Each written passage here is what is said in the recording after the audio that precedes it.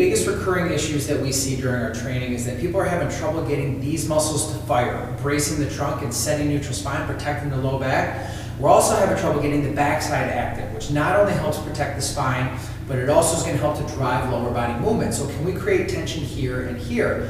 And when people realize that these are areas that are challenging for them, the question that we get all the time, how can I get better? How can I improve this? And the answer is actually a lot simpler than you may think.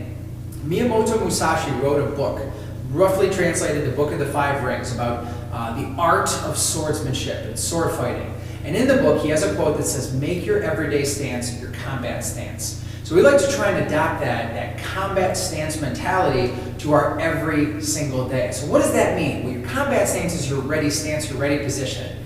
Instead of finding a position that I'm just kind of hanging out and resting on my joints in an ineffective way, am I always braced, turned on, active, and ready to move? So what does that look like? Our combat stance is where we maintain our toes forward, we squeeze the butt just a little bit, put a tiny bit of tension on there, just to level the bucket and level off the hips. From there, we close down the ribs and we brace and put a little bit of tension in the trunk.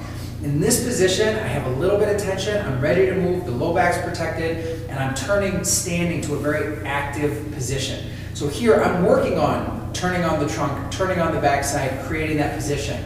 So it's almost like I'm working on planking every single day. Not only am I working on those characteristics, but in this position, I'm resting on the musculature. I'm not hanging out on the joints and hanging out on the bones. So here, my low back is much more protected. I'm in that brace neutral spine.